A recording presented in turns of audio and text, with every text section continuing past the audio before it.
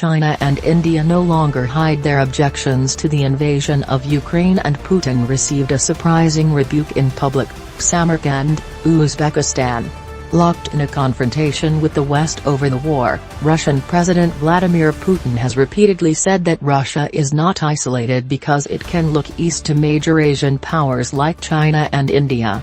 But at a summit of the Shanghai Cooperation Organization (SCO), the concerns were brought to light. Indian Prime Minister Narendra Modi told Putin yesterday that this was not the time for a war, in a rare direct criticism of the Kremlin chief in public over the nearly 7-month conflict in Ukraine. "I know that the current time is not a time of war, and I have talked to you on the phone about this," Modi told Putin at a televised meeting in the ancient Uzbek Silk Road city of Samarkand. When Modi made the comment, Russia's supreme leader since 1999 pursed his lips, looked at Modi, then looked down before touching the hair on the back of his neck. Putin told Modi that he understood his concern about Ukraine, but that Moscow was doing everything it could to end the conflict. "I know your position on the conflict in Ukraine, the concerns you constantly express," Putin said. "We will do everything we can to end this as soon as possible," he added.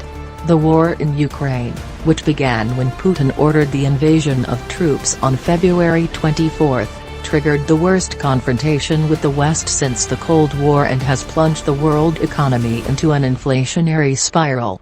India has become Russia's second-largest buyer of oil, after China, as others have scaled back after the invasion. The Russian president had also received, in a more indirect way, objections from China. Putin acknowledged the day before yesterday that China had questions and concerns about Russia's war in Ukraine, in what was seen as an admission that Moscow lacks the full backing of its largest and most powerful partner on the world stage. Putin met Chinese leader Xi Jinping the day before yesterday in their first in-person meeting since Russia invaded Ukraine, and as Xi traveled abroad for the first time since the start of the pandemic. But instead of showing Eurasian unity against the West as Russia struggles to recover from last week's humiliating military pullout in northeastern Ukraine, the two leaders struck discordant notes in their public comments, with Xi not mentioning Ukraine at all. "We highly appreciate the balanced position of our Chinese friends regarding the Ukraine crisis," Putin said in televised remarks at the start of the meeting. "We understand your questions and concerns about it."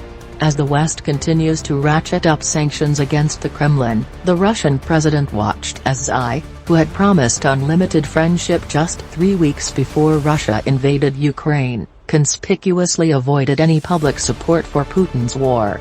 In a statement issued after the leaders' meeting, China said it was willing to work with Russia to demonstrate the responsibility of a major country, play a leading role and inject stability into a turbulent world. To scholars who study the messages between the lines of the Chinese government's public comments, it sounded like an implied rebuke. Sergei Radchenko, a professor at the Johns Hopkins School of Advanced International Studies, said the statement seemed to send a message of rebuke to the Russians, that they are not acting like a great power, that they are creating instability. Shi Yinhong, a longtime professor of international relations at Renmin University in Beijing, said it was the most cautious or most low-key statement in years by Xi on the strategic relationship between the two countries. Still, China remains a critical lifeline for Russia as Moscow seeks new export and import markets amid Western sanctions over the war. China has increased its purchases of Russian energy, while selling Russia more cars and some other goods. Turkey, a key player in the July deal between Kiev and Moscow to unblock Ukrainian grain exports, also called on Russia during the Uzbekistan summit to end the war as soon as possible. China and Russia formed the SCO to counter U.S. influence. The summit is part of Xi's first trip abroad since the start of the coronavirus pandemic 2.5 years ago, underscoring the importance Beijing places on establishing itself as a regional leader. The group includes Kazakhstan, Kyrgyzstan, Pakistan, Tajikistan, and Uzbekistan. Iran participates as an observer and has asked for full membership.